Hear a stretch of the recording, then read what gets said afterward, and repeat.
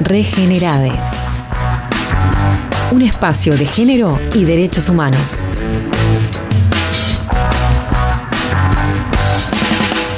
Pero muy buenos días, Andrea. Muy buenos días, Fernanda. Es un gusto estar como siempre en este espacio. Buenos días para Fede y para todos y todas del otro lado. En esta nueva columna de Regenerades vamos a estar conversando sobre periodismo y libertad de expresión. Uy, estuvo tan en boga. Ayer fue el Día de la Libertad de Prensa y según Reporteros Sin Fronteras bajamos del lugar 18 al 44. Sí. Atrás de Corea del Sur, por ejemplo. Tremendamente preocupante estas cifras. También, la denuncia que hizo APU, que también estuvo hablando sobre este tema a través de su presidente Fabián Cardoso, la Asociación de la Prensa del Uruguay.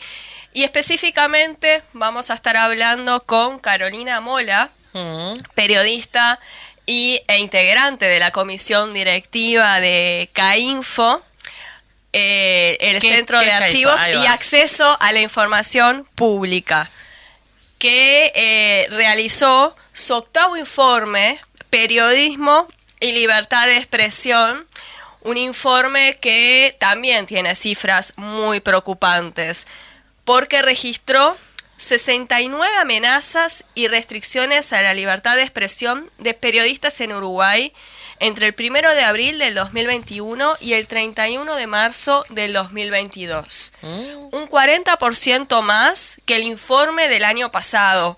Vaya, si no es una cifra preocupante también para tener en cuenta, y además representa un aumento del 40% más que el año pasado. Hay también algunas cifras que ya vamos a estar conversando con Carolina, algunos puntos también para tener en cuenta, y a la vez hay un anexo muy interesante sobre las cuestiones de género que vamos a estar profundizando también con Carolina, con quien tengo el gusto de conversar y tuve el gusto también de trabajar en este informe, así que también paso el chivo. Muy buenos días, Caro, gracias por estar estos minutos. Buen día, te iba a decir, me parece que sobre el anexo nos vas a contar más vos que yo, ¿no? Porque junto con Lucía Silveira hicieron un gran trabajo agregando ese indicador, ese corte transversal que no tenía todavía nuestro informe y que va en sintonía con lo que estaba preocupando a nivel mundial y que de hecho la UNESCO lo ha puesto en la agenda este año con la conferencia global que aún está haciendo en Punta del Este. Yo vine anoche de allí y no por nada el leitmotiv es periodismo bajo asedio digital y tiene que ver, hubo muchos paneles sobre el ataque a las mujeres periodistas en línea, así que eso, si querés, después lo podemos profundizar un poquito más. Claro que sí. Pero sí, ese agregado que le hicimos al informe y además un capítulo también sobre la situación de algunas situaciones legales de reformas de leyes o decretos que afectan directamente a la libertad de expresión y al acceso a la información, también están allí para quienes quieran, leerlo y profundizar. Así es. Brevemente, Carolina, si nos puedes contar, para quienes nos conocen, el trabajo de CAINFO, cuáles son los objetivos y cómo viene trabajando la organización para defender la libertad de prensa y la libertad de expresión. Bueno, la organización hace muchos años trabaja en línea con el acceso a la información y la libertad de expresión. Es la organización que fundó, digamos, y reformuló la ley 18.381. También trabajamos en un código de ética para periodistas que fue aprobado en 2012 por APU, y estamos siempre trabajando en línea con la defensa de los derechos de los periodistas y de la libertad de expresión, y este informe, que es el octavo año que lo hacemos, es un informe que está bajo digamos, el paradigma y la égida de una organización regional que se llama Voces del Sur y que, bueno, trabaja, obviamente, las organizaciones participantes trabajamos sobre acceso a la información y libertad de expresión en todos sus más amplios términos. Y bueno, este informe está justamente regido por ese paradigma y además está financiado por UNESCO, que como ustedes saben, bueno, siempre ha estado atenta a estos temas. Bien, vayamos un poco al monitoreo, al octavo monitoreo, a cuál fue la metodología, para ir después en algunos, para ir a algunas cifras y algunos puntos que nos preocupan. Contanos Bien. Cómo fue ese proceso de trabajo.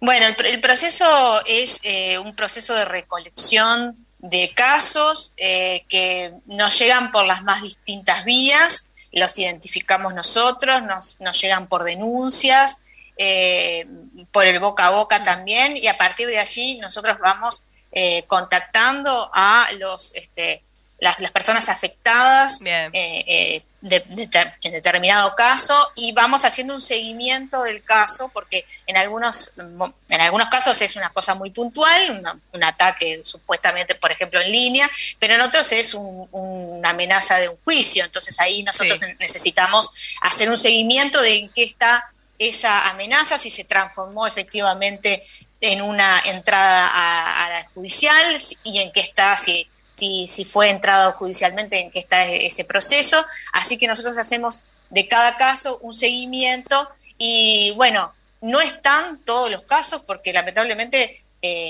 por distintos motivos sabemos que hay más casos, pero porque están en vías justamente de resolución o porque la persona afectada nos lo ha pedido, no lo hemos incluido. Pero bueno, a pesar de eso, los casos que hemos registrado nos dan para preocuparnos, porque es el tercer año que los casos aumentan sostenidamente, y bueno, y aumentaron mucho, ¿no? Pasamos de 49 casos en el 2020 a 69 en el 2021, y bueno, y eso da para preocuparse, y va en línea con lo que hay, lo que se indica y lo que se ve a nivel regional, y te podría decir que a nivel mundial, ¿no? El periodismo está bajo asedio realmente. Y acá además tenemos el problema que la mayoría de los casos de amenazas a la libertad de expresión vienen por parte del Estado. Y eso es absolutamente preocupante, porque el Estado es quien debería ser el principal garante de todos los derechos humanos, además de la libertad de expresión y de acceso a la información de todos, y que sea el principal agresor, es muy preocupante, ¿no? Así que bueno. De eso te quería hacer una pregunta, porque para que la gente sepa, los responsables de amenazas detectadas en 48 episodios fueron organismos o funcionarios estatales. O sea, son 48. Sí. De estos 69. De 69. Lo cual es bastante preocupante. Sí, ¿Cómo ven exacto. desde CAINFO, por supuesto, la preocupación, pero también las recomendaciones que han hecho al respecto de este punto específicamente? Bueno, a ver, hay preocupación porque dentro de esos casos hay restricciones al acceso a la información, o sea, pedidos de acceso a la información que son rechazados o que no son contestados. Hay un aumento de los procesos civiles o penales, y eso me quiero detener un poquito sobre esto, porque esto va directamente a dañar el corazón del periodismo y del medio de comunicación, en una situación de los medios de comunicación actualmente en Uruguay, que ya viene arrastrando desde hace años de empobrecimiento, de precariedad laboral también. Y no olvidemos que un proceso penal o civil, tiene costos que hay que pagar, tiene costos que hay que afrontar, y que muchas veces los medios no tienen forma de afrontar. Y estoy hablando de que hay medios que hoy en día tienen 3 o 4 procesos, juicios civiles en su haber, teniendo que responder por eso y teniendo que pagar por eso. Y eso, bueno, a veces queda medio perdido, ¿no? Pero y se apunta sobre todo, obviamente, al periodista que tiene que responder ante la justicia sobre eso, pero también está esa otra pata que también perjudica y bueno, y empobrece y precariza el trabajo. Y después está lo más preocupante también, el aumento del discurso estigmatizante, ¿no? Sí. Tenemos varios casos de personas que integran el gobierno que se dedican a agredir públicamente a periodistas, a menoscabar su capacidad, a poner en tela de juicio su veracidad o la veracidad de lo que están informando, y bueno, y eso es para detenerse un poco y decir, bueno, acá tiene que haber una señal clara del gobierno y del Estado en condenar esos hechos, en condenar esas prácticas, porque eso es lo que luego va a transformar el periodismo en algo que no puede ser, ¿no? Realmente es bastante duro tener que ver que periodistas de muchos años están siendo atacados, que ya han probado, ¿no?, su legitimidad en el oficio, y que están siendo atacados desde filas estatales. Sí. Y bueno, por supuesto también desde haciendo juicios, ¿no?, planteando una vía civil o penal. Así que bueno, estamos muy atentos a eso y hacemos las recomendaciones, ya dije un par, y también bueno, estar atentos también a lo que es el concierto internacional en lo que tiene que ver con libertad de expresión y acceso a la información. Creo que vamos por el camino de informar a partir de este trabajo y de monitorear para, bueno, fiscalizar también, ¿no?, el tema de la libertad de expresión y acceso a la información, y poder trabajar para que el próximo informe estos casos sean menos, ¿no? Sí, incluso hay algo importante para destacar sobre el acceso a la información pública, ¿no? 19 casos que fueron negados. Es importante saber ese derecho para los periodistas. ¿Cuán importante es? Bueno, para mí, creo que todos coincidirán que la herramienta del acceso a la información, del pedido de acceso, es una herramienta fundamental para el periodista. Obviamente no sustituye el trabajo periodístico global, pero es una herramienta fundamental porque a partir de pedidos de acceso a la información, bueno, la población ha podido enterarse de cosas muy importantes para la opinión pública que sin ese acceso no se hubieran enterado, ¿no? Y en esto me quiero detener porque acá durante la pandemia hubo mucho secretismo respecto, por ejemplo, al acceso a las vacunas, a las compras de las vacunas, a qué situación se dieron los contratos para acceder a las vacunas. Entonces, los accesos a la información sobre ese tema fueron rechazados, y bueno, esto presenta una restricción al derecho de información, al derecho de acceso a información de toda la población, porque el periodista lo que quiere es que toda la opinión pública esté enterada de las cosas que le importan a la opinión pública, ¿no? Y vaya así, el tema del COVID-19 era un tema, ¿no? Bien, vayamos un poco a la parte de género, porque esta vez se agregó un anexo importante, que es importante que puedas ver y puedas contarnos qué detectaron desde CAINFO para visibilizar especialmente la agresión y las restricciones a la libertad de expresión de las mujeres periodistas, ¿Por qué ahora también? ¿Y cuáles fueron algunos de los hallazgos?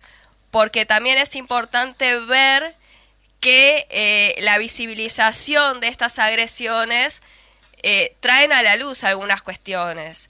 Y también lo que mencionábamos al principio, ¿no? De ayer, el Día de la Libertad de Prensa, que pudieron conversar también en la actividad de Punta del Este.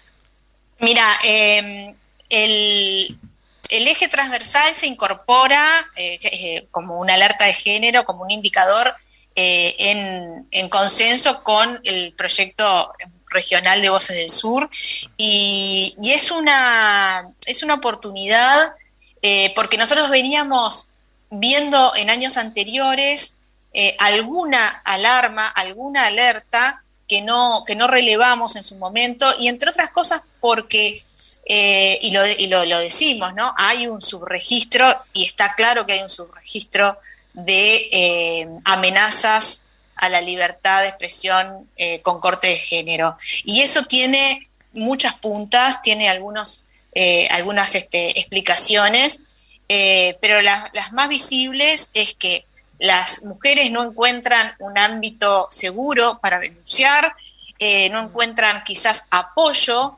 en sus medios, que también es importante, sí. Y también muchas veces lo que pasa, y eso se habló mucho ayer en la conferencia global, a veces cuesta que las propias mujeres identifiquen que están siendo objeto de una agresión, porque está todavía presente esa idea de si sos periodista te la tenés que bancar. Claro. ¿No? Sí. Bueno, vos quisiste hacer esto, estás expuesta, y por eso te tenés que bancar que te agredan en línea, que te digan, que se refieran a tu cuerpo, se refieran a tu condición sexual, etcétera, etcétera. Entonces, y esas son las peores agresiones, ¿no? A través de las redes sociales, que la gente piensa que tiene la impunidad para decir lo que quiera. También desde el anonimato, ¿verdad? Y algunos no desde el anonimato. Tenemos las dos patas. Exacto.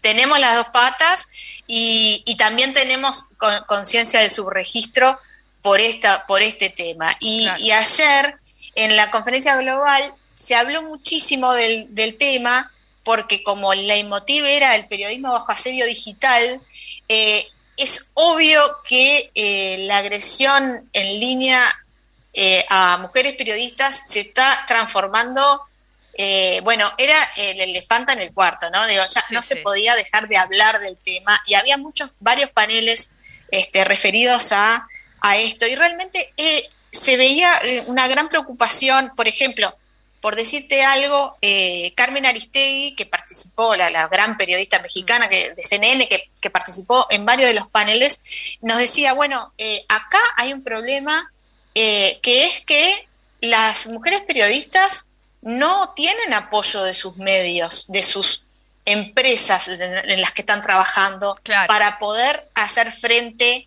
a estas agresiones. Y eso es un tema que no se habla mucho también, ¿no? Digo, siempre la periodista habla por su nombre, pero no es así. La periodista tiene un trabajo en un medio y está en nombre de ese medio también. Y eso también tiene que ver con la necesidad de que el medio apoye y soporte lo que venga a raíz de la denuncia de la periodista, ¿no?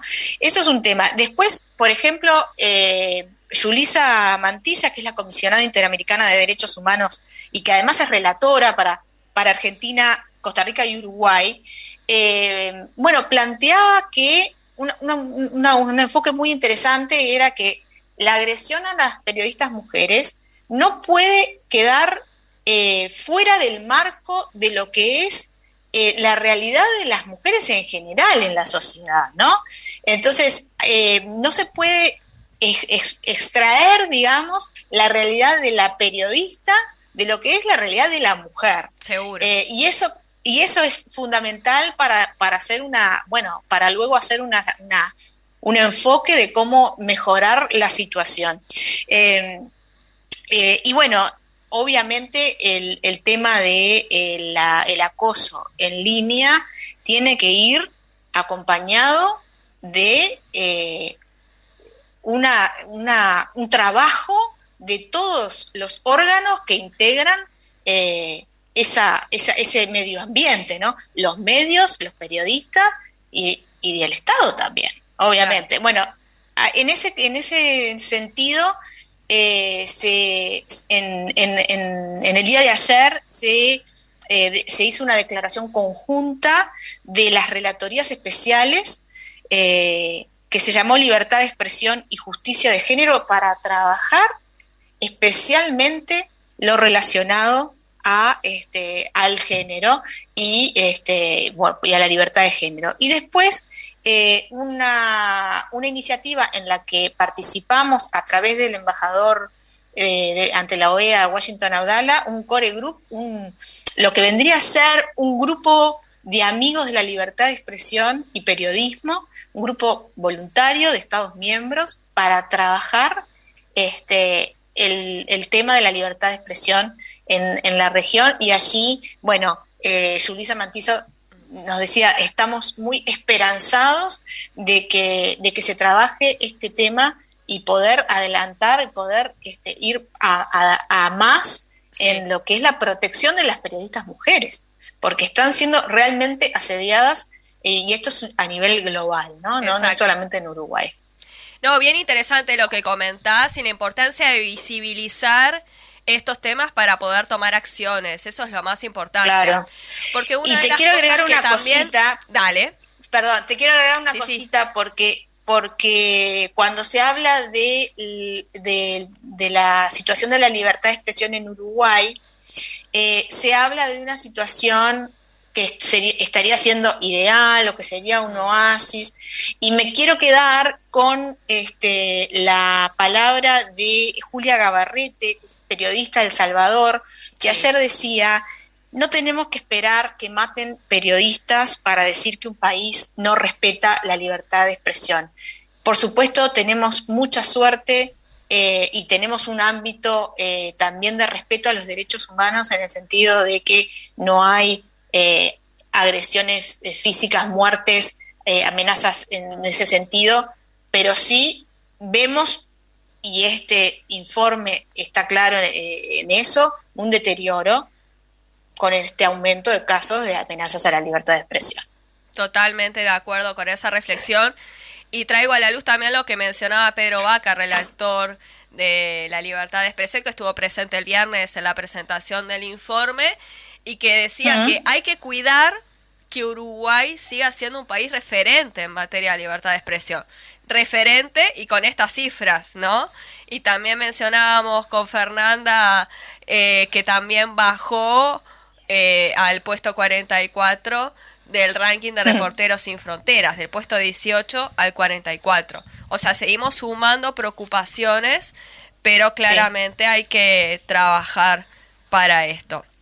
Una cosita más para ir redondeando por el tema de género, que también preguntarte si consideras que las periodistas mujeres tenemos suficientes herramientas para identificar que estamos siendo violentadas por ser mujeres periodistas, y cómo también trabajar en pro de esa identificación.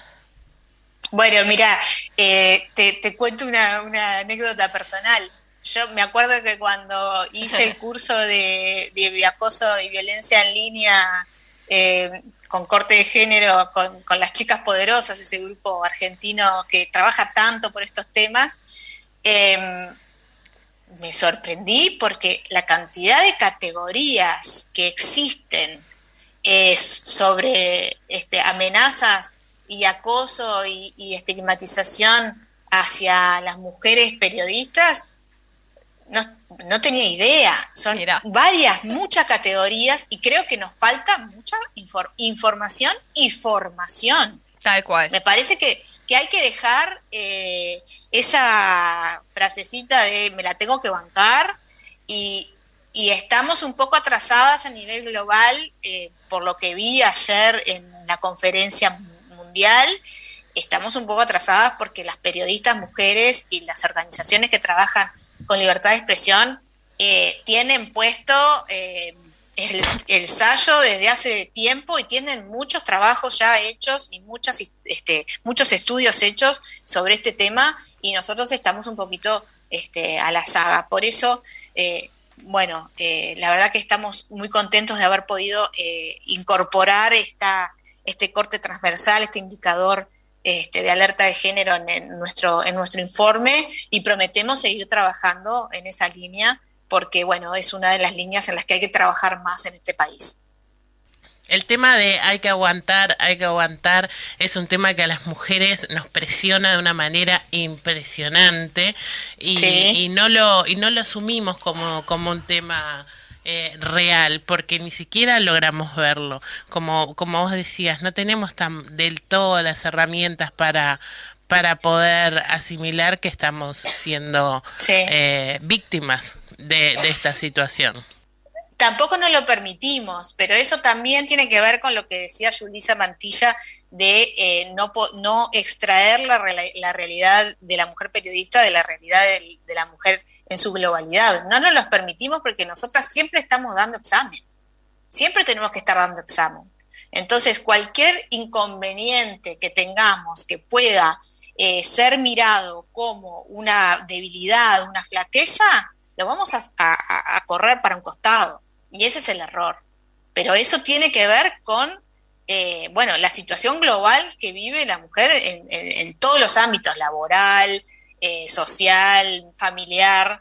Entonces hay que empezar a trabajar fuertemente sobre eso. Carolina, te queremos agradecer haber estado en Ciudades Invisibles, en el espacio de Regenerades.